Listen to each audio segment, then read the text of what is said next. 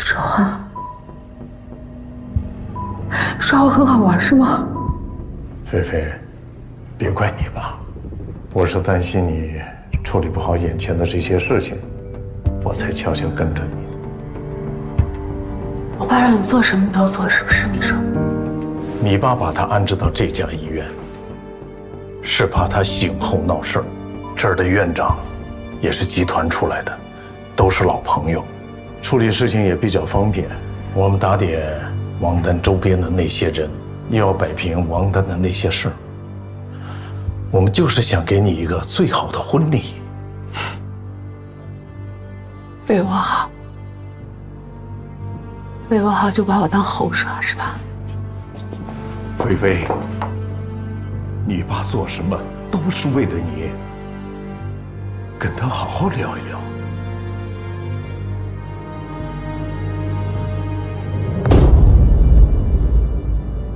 王丹的笔记，你认得吧？小1个月前，你跟王丹说不再见面了，他来找我和菲菲了一次。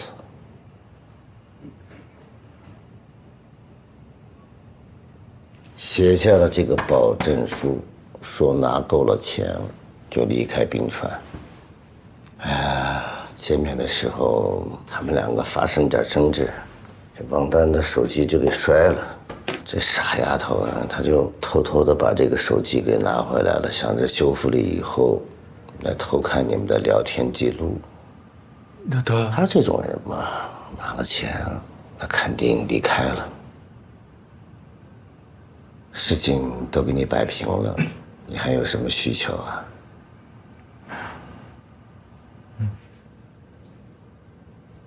好，外人的事情说完了，咱们来说家事。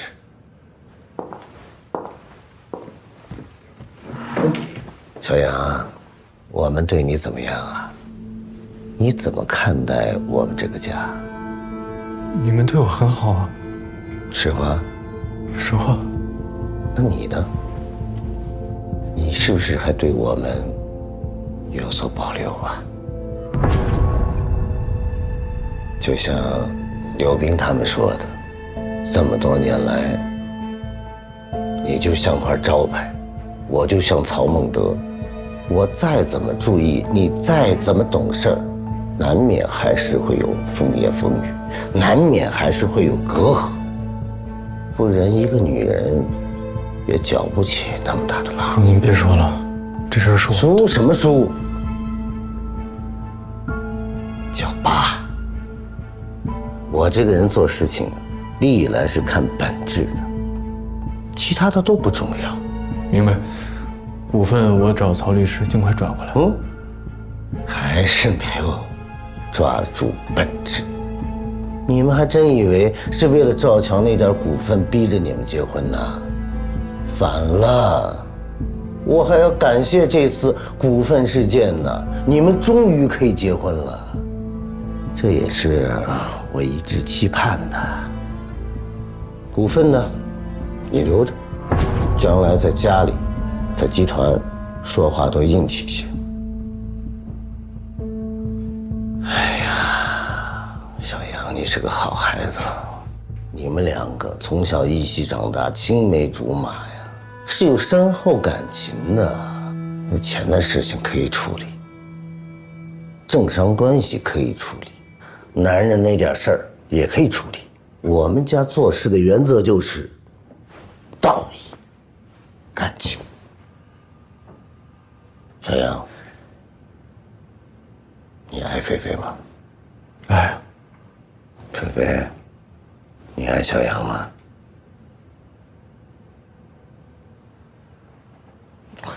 哎，来，手给我。哎呀，这就对了嘛。你们两个，从此以后，谁都不许再耍小性子。做丈夫的要关爱，做妻子要宽容，好好的生活啊。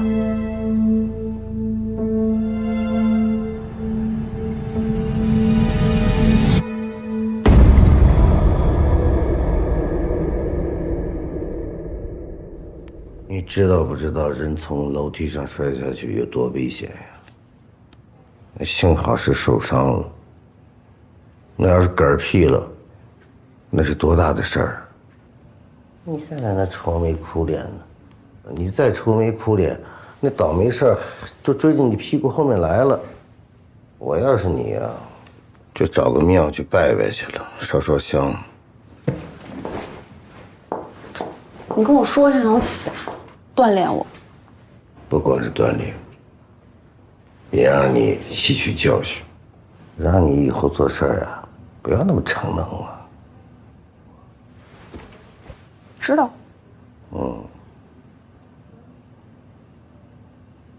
老吴。你知道我为什么那么逞能吗？为什么呀？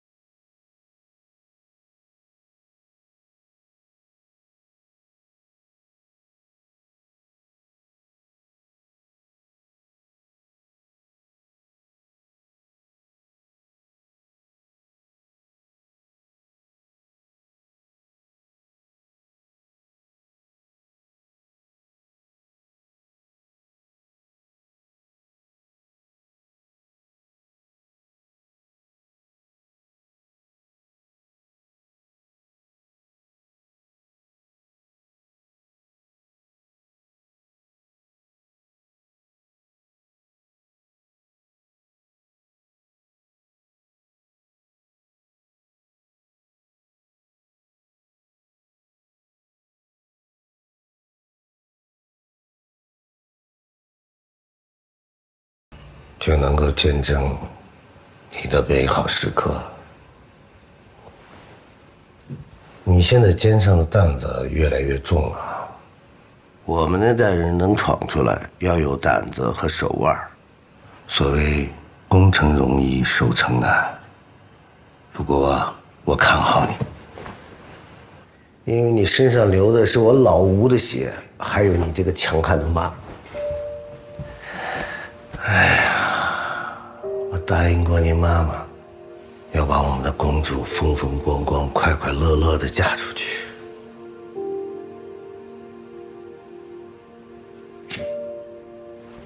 像咱们这样的人结婚，也是要演给别人看的。哎，趁现在没人，许个愿吧。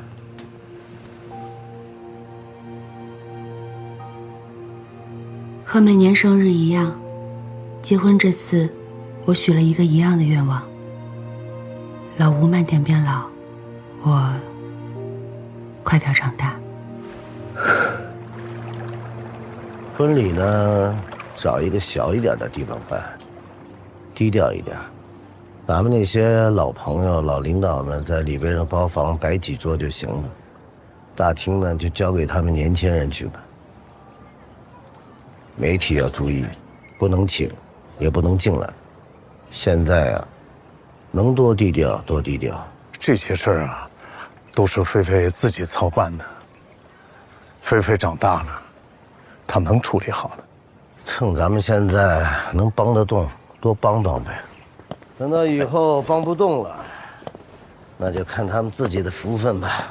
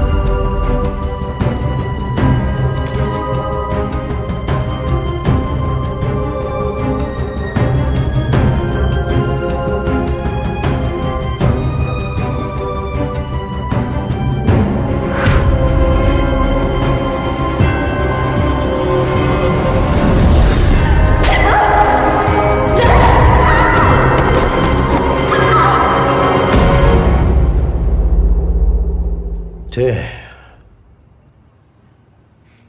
蓬莱广场是我们蓬莱集团的项目。吴小姐，认识她吗？10月9日，这个女人开着车撞毁了蓬莱广场的石狮像，当场死亡。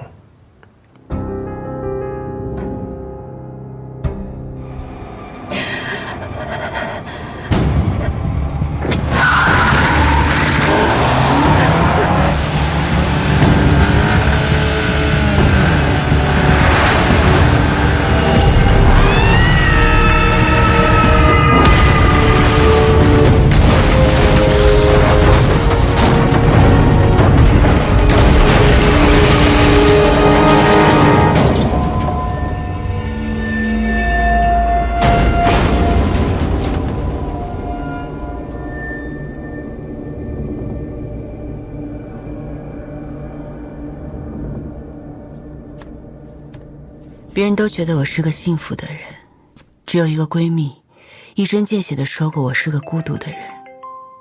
当时我说你放屁，直到我婚礼前的这一刻，我才知道闺蜜是对的。我要结婚了，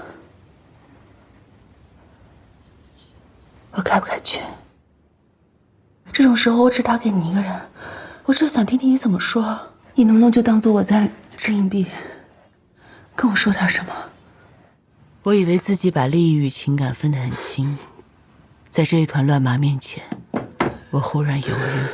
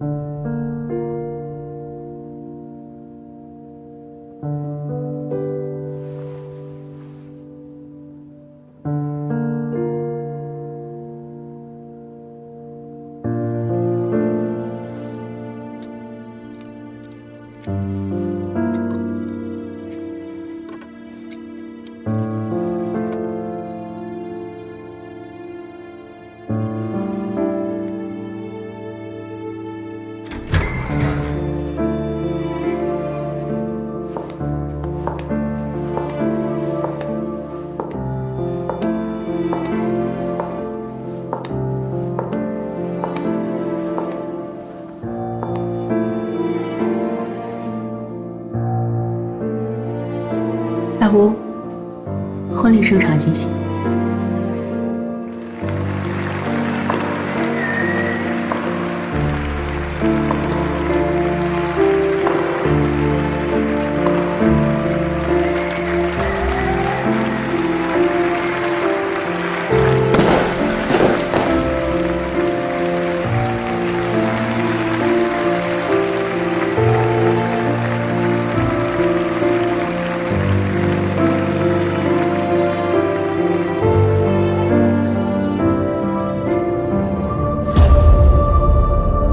聊聊吧，别等警察都查清楚了，咱们一家人还蒙在鼓里呢。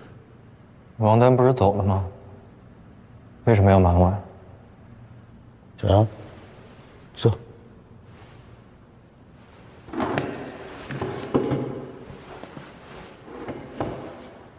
我们说的跟现实情况呢是有一些出入的，这事怪我没办好，有些毛糙。这样，婚礼的前几天，王丹找到菲菲，两人谈得很不愉快，结果发生了冲突。王丹摔了一跤，所以一直昏迷着。我后来到王丹的住处去打点他周边的关系。这是我在他床底下看到的，这是你和王丹的艳照，最重要的还有一本法律书。他就是想报复，也是我大意，没想到他醒了，结果出了那么多事情。林叔啊，把那些都烧了吧。好的，吴总。不对呀，就算是报复，他也应该来这儿啊。他去广场干什么呀？有一个事儿呢，一直没跟你们俩讲，是怕影响你们俩的心情。牙筒那一推掉了王丹的一个孩子。医生为了保命，把他的子宫拆了。什么？你好好算算时间，应该不是你的。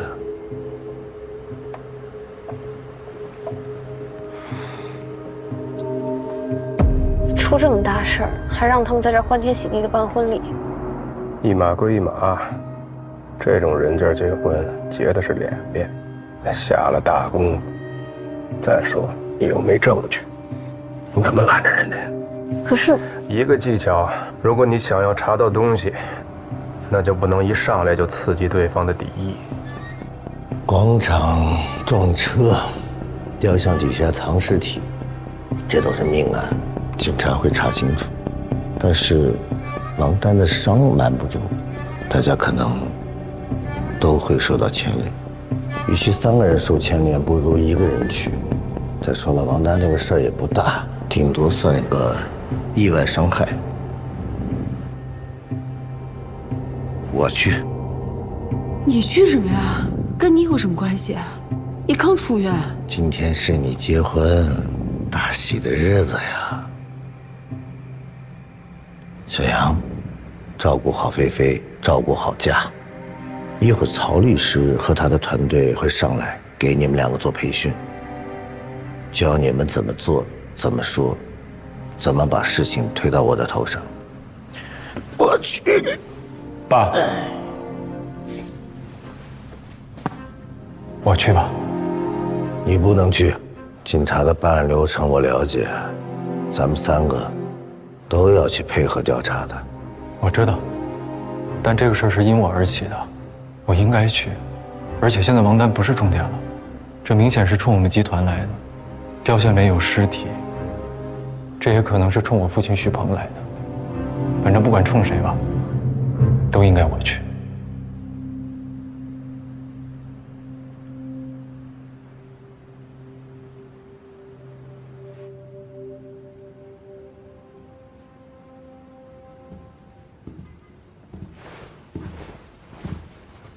怎么样，穿这身行吧？显得不刻意。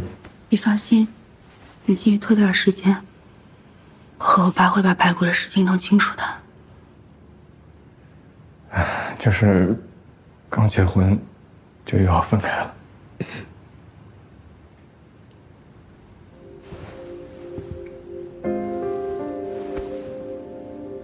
别感情用事。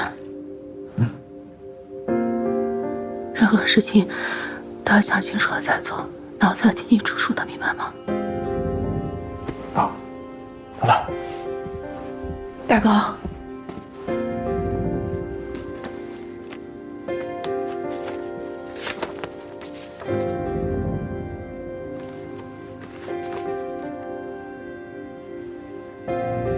照顾好自己。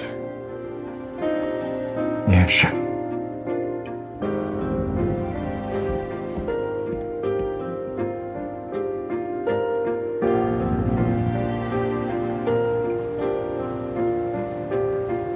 他不会回头的，只是做过培训，这一点很重要。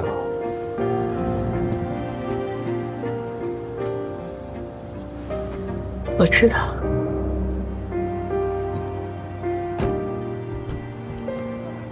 小杨这孩子挺爷们儿的，比他爸强。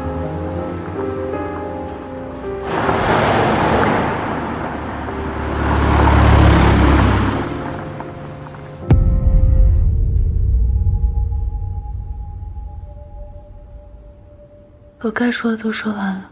你知道你丈夫将会面临什么样的处罚吗？徐志阳，除了自己承认的意外伤害和医疗控制，这雕像里的白骨到底怎么回事？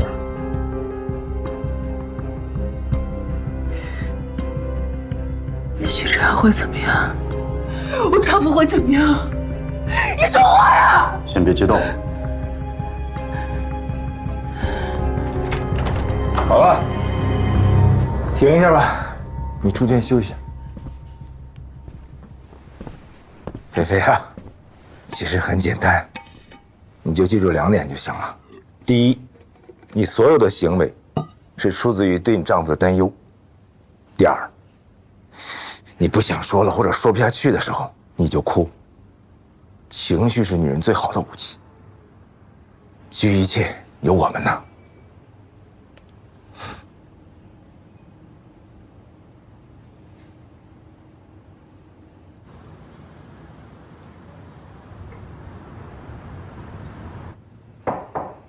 进来。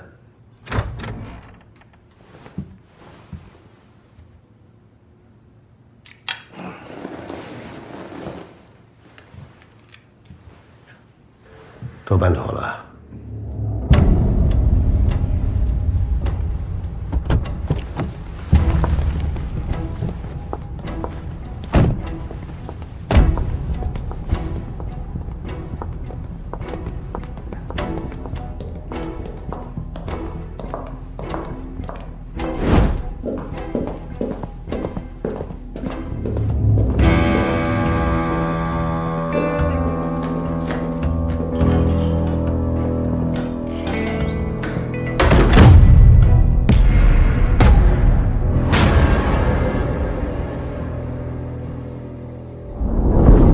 按照徐志阳的说法呢，他和王丹发生争执，撞了王丹，导致其受伤昏迷。随后，徐志阳控制住王丹，摘除其子宫。王丹醒来，策划报复，把尸骨撞出来。但是吴总有一点我不明白啊，向您请教。既然王丹想要报复徐志阳，那他为什么不去撞婚礼现场，反倒是去撞蓬莱广场的石狮子雕像，竟然还撞出一具尸骨？他是怎么知道雕像里有这具尸骨的呢？这也是我想知道的呀，孟队。这个问题应该问徐志阳。志阳，你用情感纠纷把事件焦点移开，我们利用这几天时间搞清尸骨的来源和王丹的意图，拟个方案，尽快把你捞出来。该说的我都说了，王丹的事我也认了，在我这儿顶多算是个情感纠纷吧。你知道雕像里有尸体吗？我怎么可能知道呢？建广场的人是你爸徐鹏，那你把我爸挖出来，你问他吧，我不知道。我们调查了您女儿突然宣布结婚的前因后果，发现和蓬莱集团的发展历史有关。这么多年，名义上呢是您在负责整个集团的经营管理，但实际上背后的老板依然是徐鹏父子。既然集团出了状况，您也明知道徐志阳他的私生活有问题，但还是选择把您唯一的女儿嫁给他。我想知道，作为父亲，您是怎么想的？什么意思？你的意思说，他们上一辈子就有恩怨，所以我爸现在要报复徐家是？小杨是我从小看着长大的，不管他跟菲菲结不结婚，我觉得这些都是他的私事，也是我们的家事。蓬莱广场雕像里面到底有什么，我是真不知道呀。你确定不知道？我知道，我会告诉王丹。就算我知道，那我是不是应该第一时间把尸体处理掉啊？我会等这件事东窗事发吗？我会等一个定时炸弹爆炸吗？你丈夫自首之后这几天，你和你爸在干什么？蓬莱的太子爷在婚礼上被警察当众带走，冰川就这么大，流言四起，总要花点功夫去处理这些事情吧。你家管家赵天明呢？他重要吗？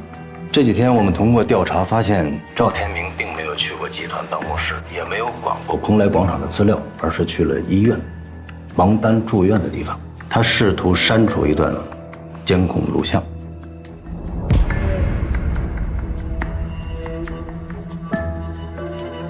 我呢就是一个本本分分的商人，给员工打工，给企业打工，给社会打工。蓬莱能有今天，是赶上好时候了，要感谢这个时代。听说你爸前段时间复发昏迷过一次，糖尿病并发症，这和王丹有什么关系吗？表面上确实没有，但你爸这次昏迷是装的。你爸这次装病，你知道吗？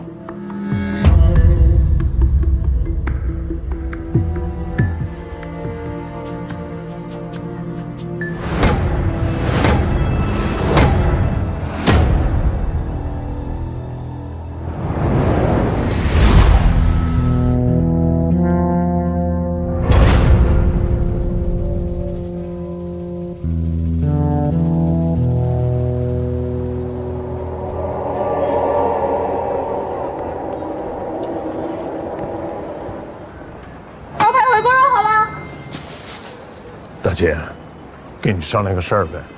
老板家的姑娘特别爱吃这个，但她今天有点急事儿，我怕来不及，所以想给你换一换。这是我多买的卤肥肠。行。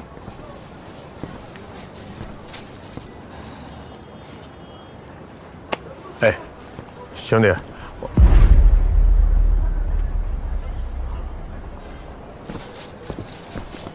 我要是你，老板的事儿没办妥，就不急着回去。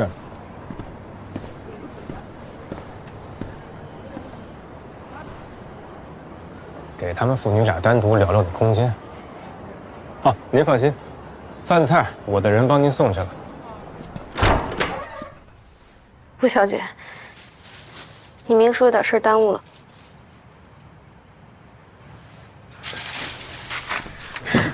我们就在附近，你想聊聊随时。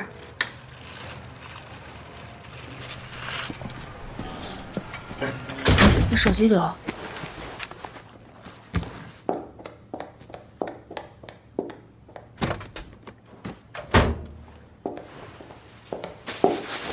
等会儿，雕像里的尸体你知道是吧？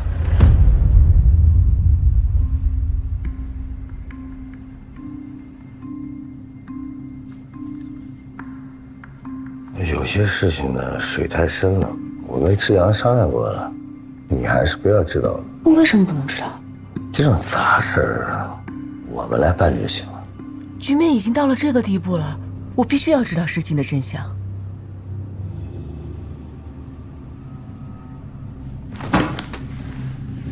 雕像里的尸体呢，是一个工人家属，他刚好去工地出了意外，被那个石头砸了头。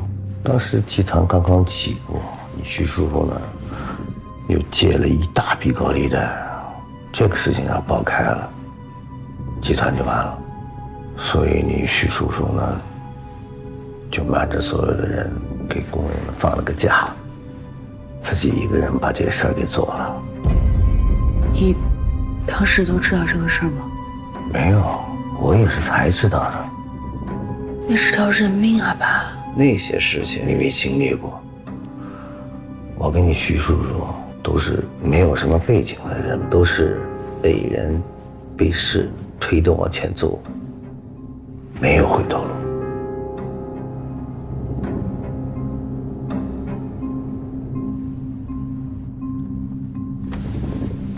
提问。回答。吴国豪到现在都没动作，说明什么？他这人我还真有点看不懂。说明有一种可能性，王丹撞车跟吴国豪有关系，他在瞒着吴菲菲。那王丹醒来的事儿，你为什么不告诉我？他是在你们婚礼的前2天醒过来的，他跟我开条件，开的是非常的离谱。我要是告诉你们了，你们还有什么心情结婚呢？说点正事儿。警察还跟你说什么呢？你为什么装病？警察说的话你也相信啊？他们是诈你的，当务之急。关键的是，知道尸体的位置，又让王丹去撞的人，他是谁？什么目的？他在哪儿？我们到现在完全是蒙在鼓里的。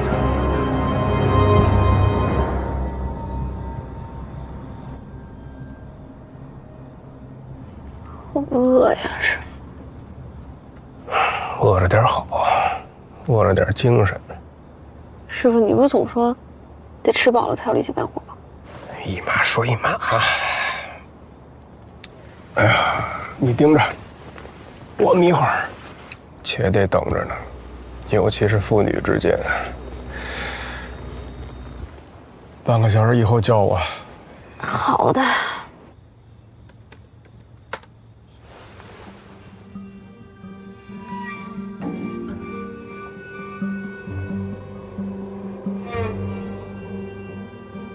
听警察的意思就是，你教唆的王丹，然后让徐志阳去顶罪，这样徐家就被一锅端了。真要是按照他们说的那样，我还用得着等20年？不管你徐叔叔做了什么事情，到最后必须抗。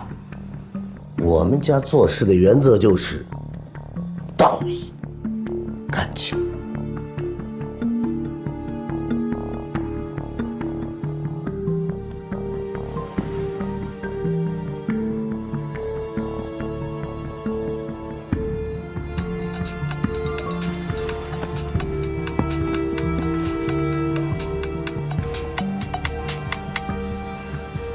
喂，喂，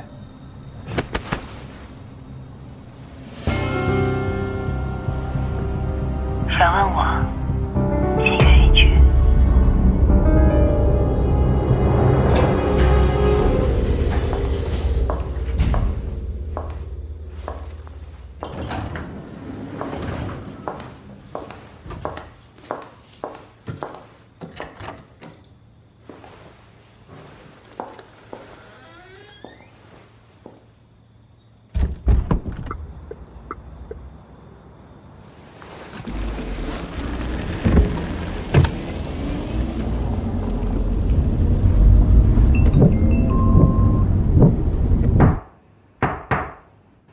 进来。老板，菲菲出去了，要跟吗？哎，算了，由他去吧。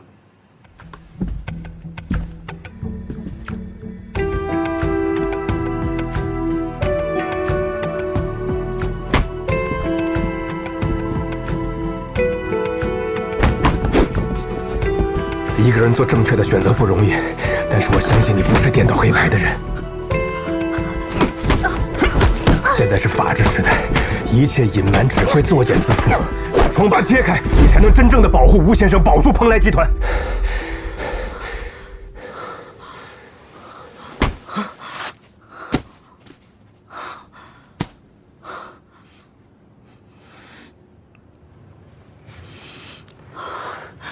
给我点时间行吗？如果我爸真有问题，我送他去配合调查。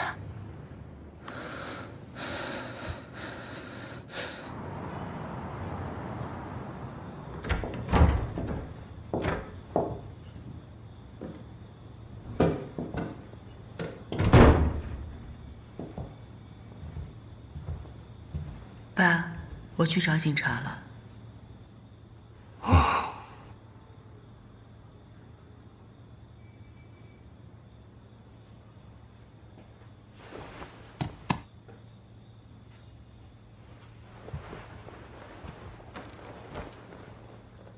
我给你看的录像，是小杨被带走之前我们对他的培训，你看完就懂了。我跟王丹提出分手，他不同意。后来我们起了争执，他要打我，我就失手把他推到楼梯下，就昏迷了。有关雕像里的尸骨，你还知道多少？说话。不知道，我真的不知道为什么他要去呢？曹律师，现在开始第二关。好。爸，不是说好了我去吗？你是第一环。以我们对警方的了解，第一个自首的人，他们肯定会怀疑，所以我们准备了第二张牌。你自首之后，我们会逐步的把线索放出来，让事情看起来像是吴总恨徐家已久，因此教唆王丹撞车，逼你自首，一箭双雕，打击徐家2代人。警方的思路重点不是在王丹的意外伤害上，他们是非常想知道雕像里的尸体到底是怎么回事，很快就会查到集团，查到我头上来。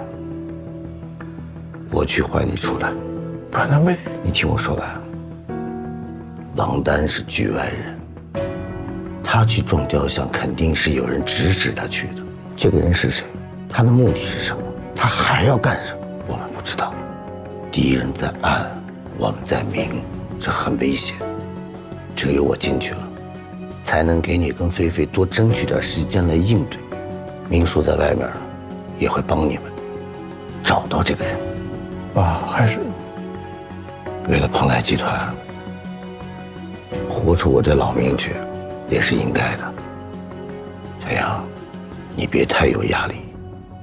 这么做，不光是为了集团，不光是为了你爸，为了我，是为了菲菲。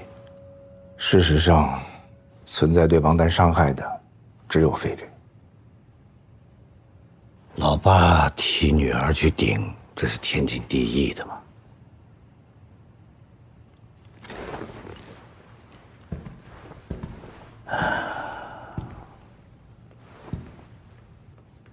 小杨，你爸走了，我也老了，是该把集团交给你们年轻人了。你现在是顶梁柱，以前我有什么做的不周全的，你别怪爸。哎呀，好了，男子汉嘛，抓紧时间，继续吧。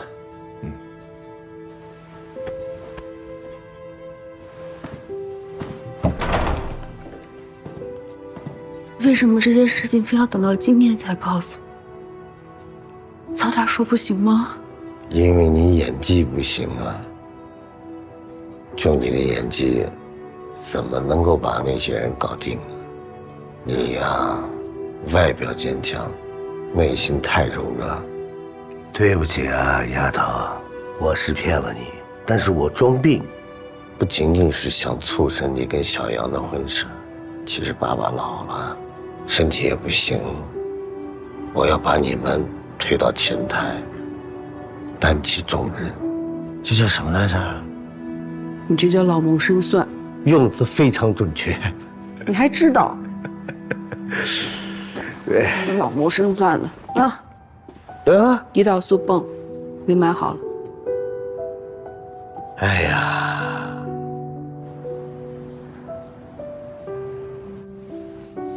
我闺蜜曾对我说，羡慕我有个90分的家庭。当时我说你不懂，有多少分的家庭就要承担多少分保护家庭的责任。可是我还是搞错了这份责任。爸，你说在那个年代，没有回头路的人是什么样的？这么多年了，时间有点久远，我想不起来了。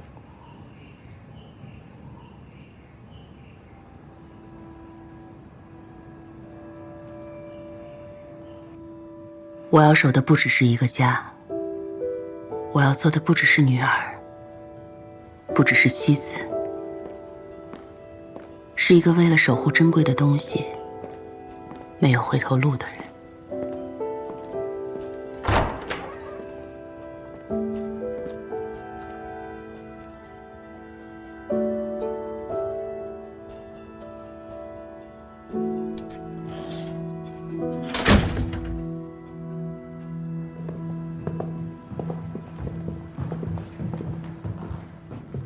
吴小姐，您和您的父亲可以回去了。我爸和你们说，说了，徐志阳也说了，认为您父亲针对徐鹏，所以怂恿了王丹。但是我们可以走了。你们3个人只有口供，没有证据。徐志阳暂时以情感纠纷处理，他近期不能离开看守所。尸骨那边如果有新的情况，还是需要您父亲过来配合调查。吴小姐，照片上这个人，您见过吗？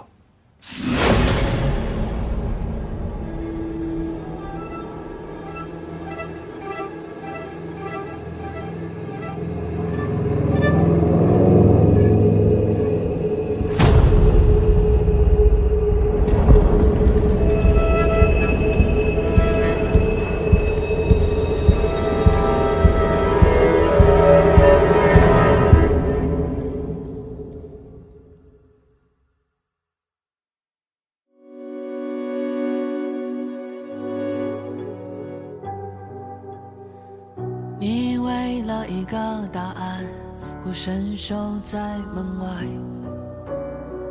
心中锋利的执念，已将所有退路割断。